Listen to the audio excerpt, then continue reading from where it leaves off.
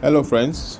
Today, I'll be talking about what do you do when your wife makes more money than you do? What do you do when your wife makes more money than you do, or when your wife makes more money than you do? Now, this is a very touching topic for men. So today, I'm addressing men. This is a very touching topic, considering that most men were raised to think, act, and behave as the breadwinner of the house, or the person that makes the most money and, of course, takes care of everything in the house. And but times have moved fast. In fact, around the world in the past 40 years, right?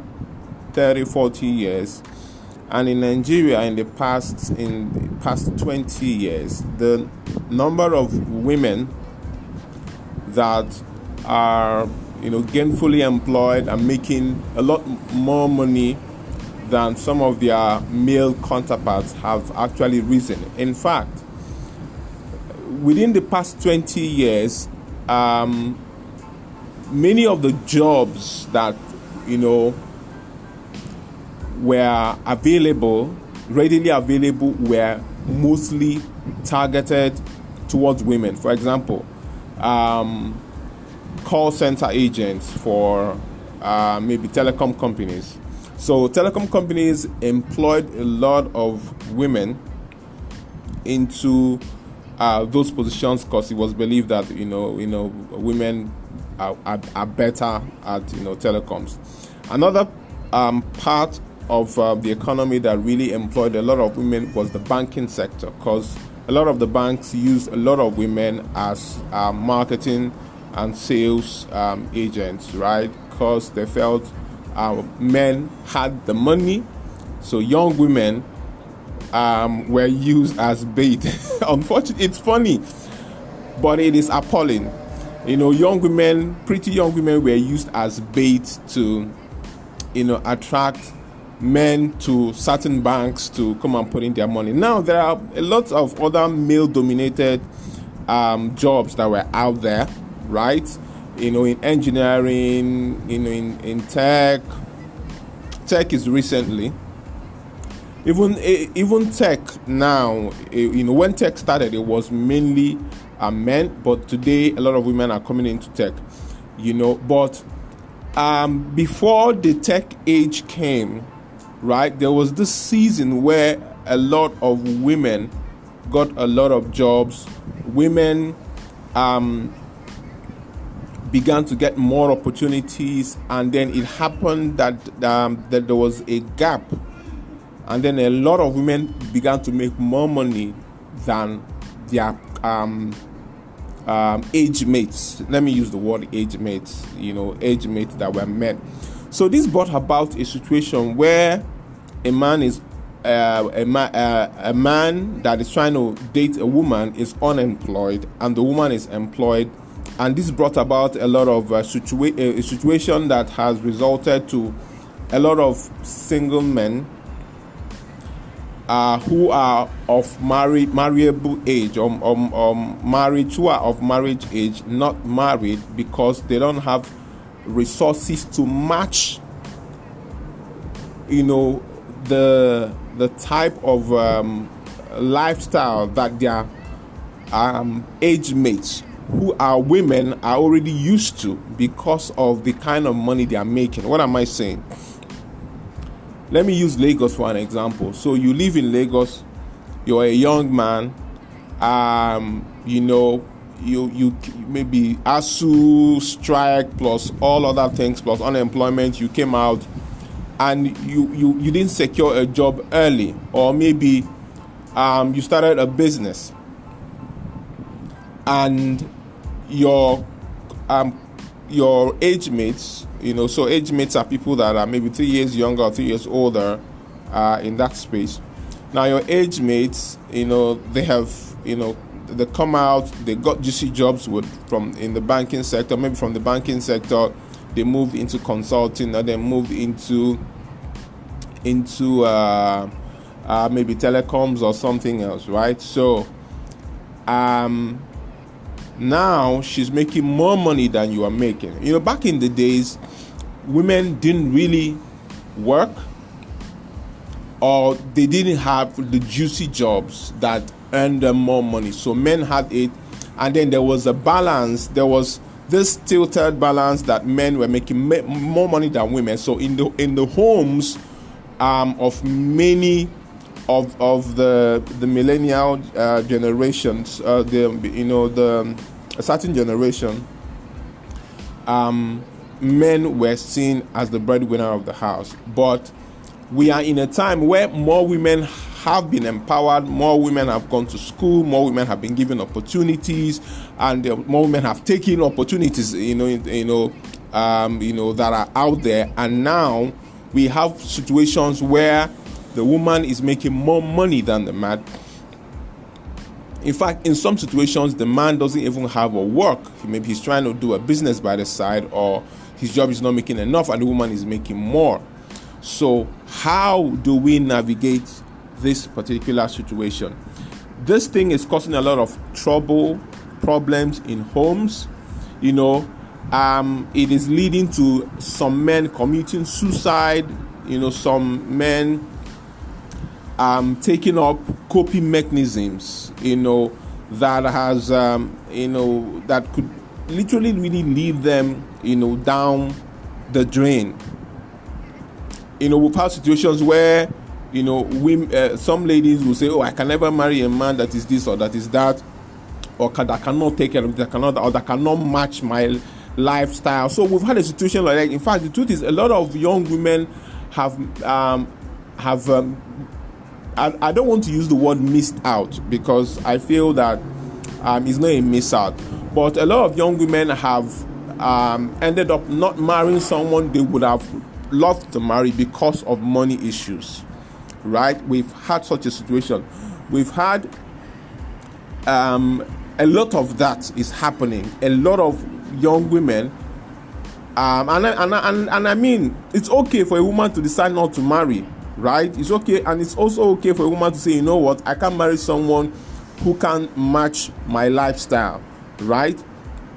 So you are you're living in, let's say, like in Lagos, and then the girl is living in Ikeja.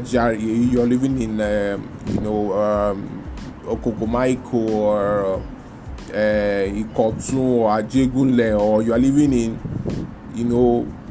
way out Festac, or just somewhere, and then you guys, you see a girl, you like the girl, you want to talk to her, and then you discover she's working in Shell or Chevron or in MTN or in some other place, and you are probably not having the type of salary she's making, and now there's a disparity.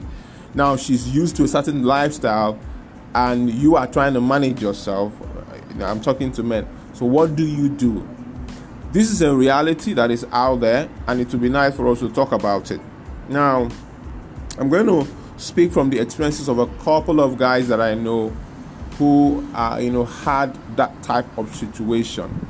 Now, the truth is, many times, if this kind of situation is not managed properly and carefully, it can lead to breakups in relationships, broken homes, divorce, marriages that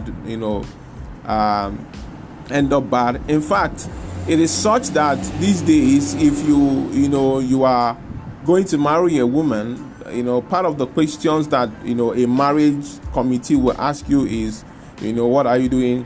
What kind of job are you doing? How much money are you making? And then they ask the lady, because this is a prevalent issue. Money matters is a prevalent issue.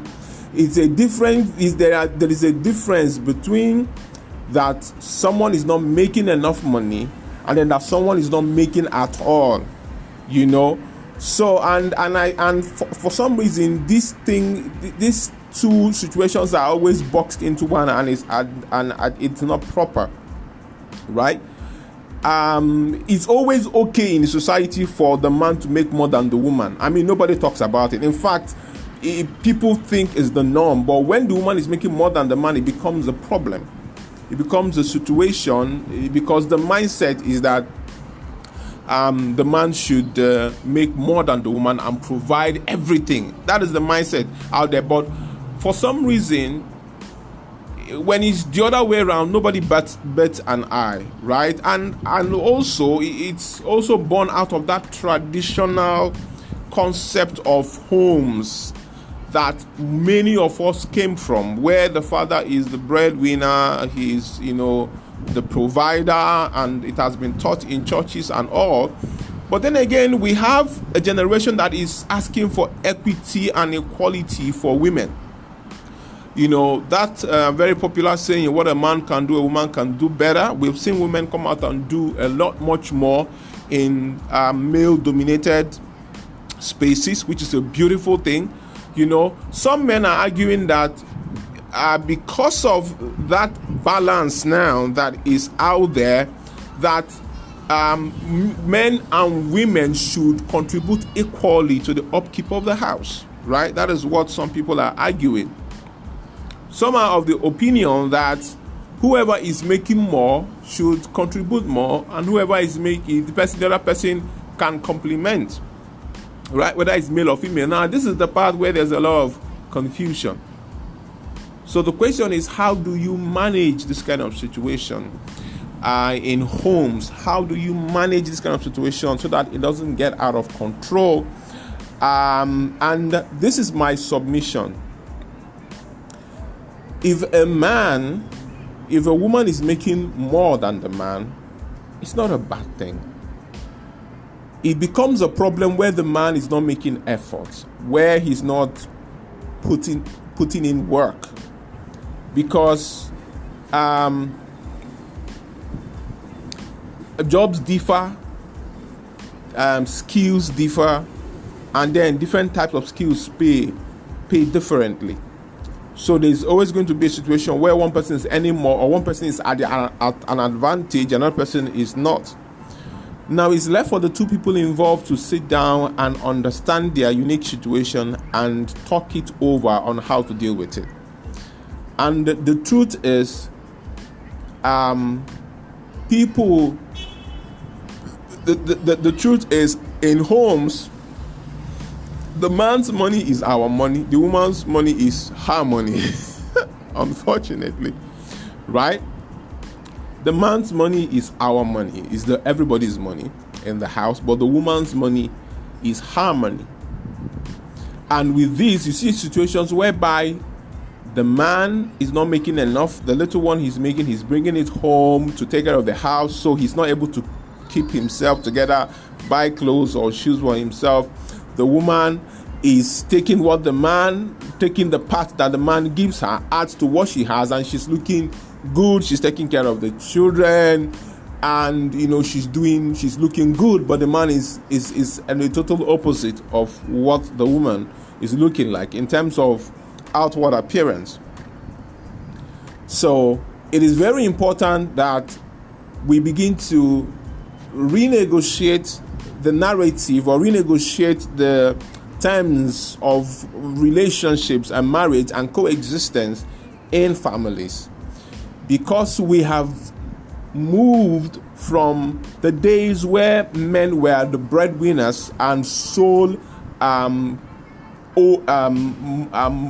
income makers in the house, to a situation whereby the women are making as much as the men are making, or even making much more than the men are making.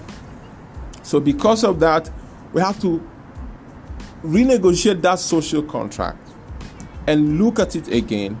And most importantly, the two people involved have to sit down and talk it through and agree. And if you are a woman and you are going to have definitely there's going to be a problem. If you're going to have a problem with it, you have to tell yourself the truth, that I might probably have an issue with this, and probably don't get into the relationship in the first place, or try and do a sort of reorientation or mind change, because everybody can change their mind and change their orientation. Now, for you as a man, you are in that situation, you have to consistently show that you are willing to improve, you're willing to increase, or double your hustle, like we say in the local parlance, to increase your revenue. Your wife should be able to see that. Your wife should also be able to see that you are not taking advantage of the fact that she's making more and then she's bringing or providing. You shouldn't. She should see that you are not taking an advantage of it, right? I remember a particular man who spoke to me and my wife when we were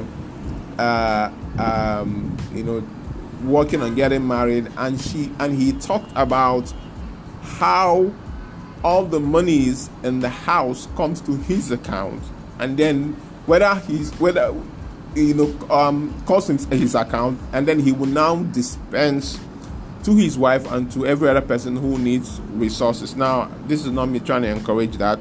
In fact, I believe that the woman should keep her money, the man should keep his money. Both of you can decide to have a joint account where you put something, right, for the house. The woman is at liberty to use her money and do whatever she wants to do. I'm very liberal, in my understanding of this thing. But it is very important that we have these discussions so that men are not put under unnecessary pressure because the woman is making more money. Because the truth is, a lot of men are put under pressure. A lot of young men have not been able to get themselves to marry a woman because of the social and psychological trauma of or social and psychological I'm trying to get the right word. That psychological limitation that this girl is making more than me. How do I cope? So men out there, don't let the fact that the lady seems to be making more money stop you from going to talk to her, telling her how you feel about her, with your small 2K in your pocket. Let her be the one that says, I'm sorry, I can't date you or I can't marry you. There are a lot of young women out there who are sensible enough to know that you can't judge a man by his status today. He could be something tomorrow. As long as there is life, there is hope. As long as the man is working hard, he is being productive and innovative, he is improving himself, in skill, in education to become better. As long as you see that genuine effort to be better, to do better, to increase, you should go ahead and marry that man. But when you do, know that days will come when there will be a little bit of pride in your shoulder, when you could say something carelessly because you are the one paying the rent or you are the one taking care of this. In fact, as I'm making this podcast, I remember a particular brother who has that particular situation, and one day he actually confided in me and told me, bro, man, this is what I'm going through in the house. My business is, I don't have a job, so I do a business, by the time my business is a little bit slow, so my wife has been literally taking care of things in the past couple of years, and it's not been easy. There's that sense. You could literally see that sense of I'm failing in him.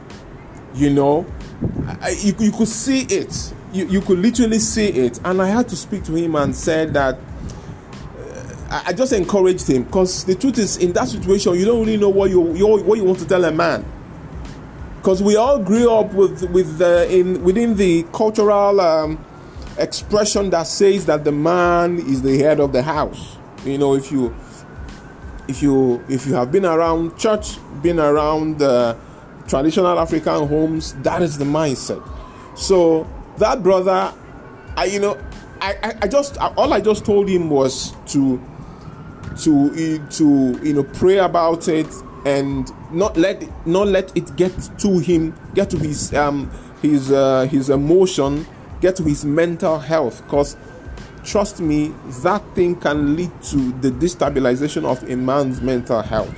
When you are in a situation where you can't pay rent, or the place you can afford to pay rent, your wife is not used to living in that type of space. What you are doing can pay rent somewhere in the suburbs, right, or in the outskirts of a city or in a local area. But your wife is used to a certain type of life. She's used to living in the posh environment, driving her own car, and eat in the nicest restaurants. And then you saw her and you get married. So you too, as a man, need to also understand that this woman is used to this type of life. I don't have to bring her down to my level. In fact, I have to come up to her level. Now, if you accept to come up to her level, it means that your pocket will be stretched. The small 2K you have, or the 200K you have in your account, right, that would normally be enough for you if you were, living in Munshi, or living in somewhere in a local area. You'll be able to pay 100K for your house rent for a 2-bedroom, and the rest can do you. But she's used to living in Lekki, where she's paying 1.2 million, right? So it also means that that little amount you have will be stretched. But the truth is that it won't be nice for you to drag her down. You have to be humble enough, like Paul said, that I've learned how to abound and abase. Meaning you have to be humble enough to know how to abound and abase, and she too has to be humble enough to know how to abound and abase, right? So it's very important that both of you have that discussion and come to a conclusion and agree on how you will work it out.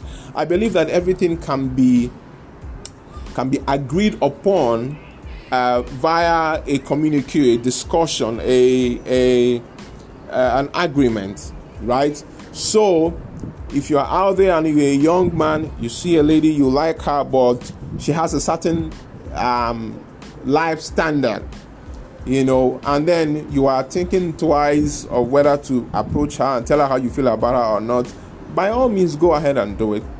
Know that it can be two things. She can accept you, or she can say, sorry, you are not worth my time, or you can't live up to my life standard. But if she accepts, know that it's also a journey that you have to also adjust, and she also has to adjust her life for you guys to be able to work together. The Bible says, can two work together except they agree? Thank you for listening to me this day, and I hope you have learned a thing or two about how to live with a woman or who is making more money than you are making, right? So comment, share, like, and then have an amazing day.